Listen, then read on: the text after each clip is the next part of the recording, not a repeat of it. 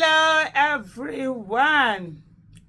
So in the last 24-48 hours, it's been news upon news upon news upon news, especially on X, formerly known as Twitter. We've all heard the move of the news that Nasiru El-Rufai has left APC and he has gone to SDP.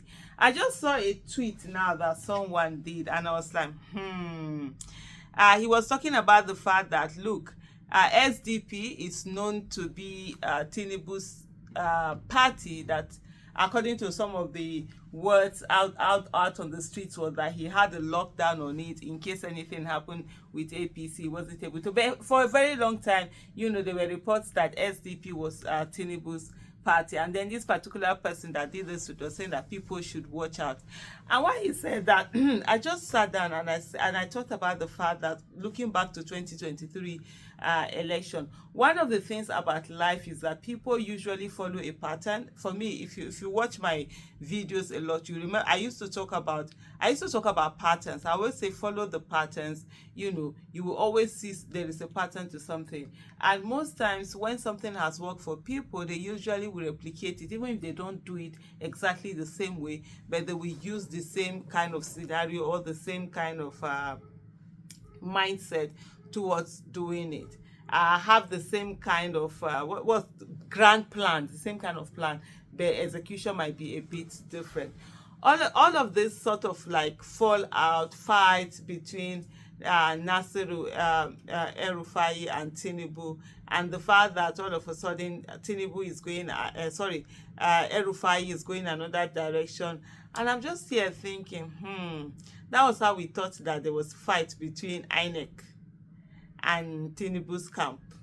Remember when all of that time before the 2023 election, when they kept calling for the head of the INEC chairman, he has to be removed, this one, they didn't want, there was not going to be electronic transmission of results, they were not going to allow it, they didn't want that to happen, they wanted manual transmission, they wanted therefore beavers not to be used, all sorts of things. And what did that do? So what that did was that it gave people a false sense of security. So like, okay, if these people are fighting, that means something good is there. Meanwhile, they were there doing their under-G moves. So we were sitting down here mumuishly thinking that, oh, everything was going on, until when after the whole thing, bam, see rigging as rigging thing happen. Me, I talk, you deceive me once, shame on you. You deceive me the second time, that shame go be on me, because now me no suppose no open eye again when you can't deceive me the second time. Also, looking at that whole thing, it's just like again. Another thing again, during the election was when they packed military soldiers to Lagos State, and people were like, oh yes, they were coming to secure the place all over. I think about a few days to the election, there were military to, in quote, put that security, only for them to be nowhere to be found where violence was happening, and the places that they were at were where things were not going to be happen anyways.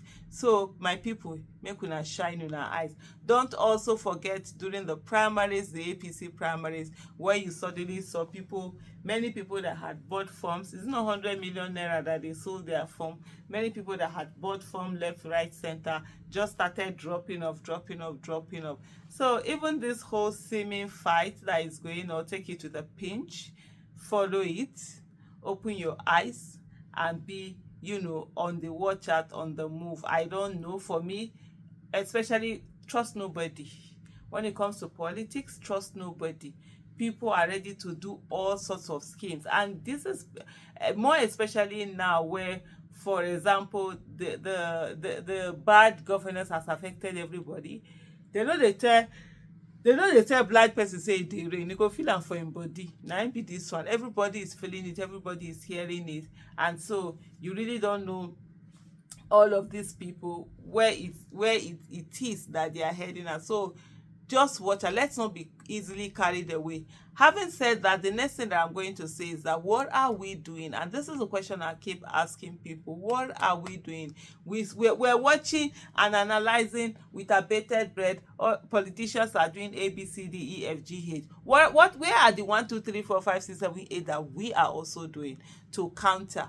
We need to learn how to work together. We need to learn how to put our differences aside. We need to learn how to focus on a common goal. We need to learn who the real enemies are. We need to learn to focus on the issue. And that's it. It doesn't matter whether I like you or don't like you. We fight, we don't fight. When it comes to the common issue, we need to put our differences aside and focus on that. Otherwise, because we're gradually getting to a place where these people want to hand over power to their children. I've done a video, an extensive video on that, explaining that if we allow these people to hand over power to their children, we are doomed. As in doom with a capital O and a D at the beginning and MED at the end. Doomed.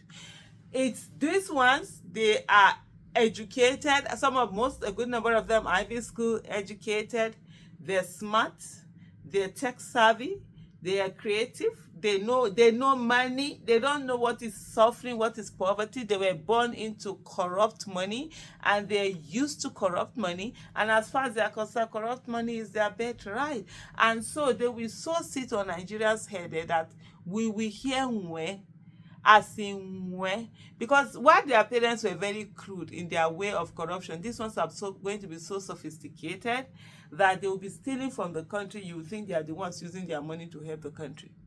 Yeah, that is how bad it's going to be. And because it's something that they've come to expect, they're going to be more vicious than their parents. And so the lacuna that is going to be created while the parents are trying to hand over to their children, that gap, we must ensure as citizens to come in to fill it and take back power and make power to belong to the people. Power is supposed to belong to the people. The capacity to vote is supposed to be for the people. Whoever they choose, whether it's what we think is good or what we don't think is good, that's what it is. As long as there's no rigging. Rigging, as far as I'm concerned, is worse than coup. Unfortunately, it is not put in the same category as coup is. So, Nigeria people, let us shine our eyes beyond the buzz, and the fun and the whatever. We must understand that our country needs us more than ever.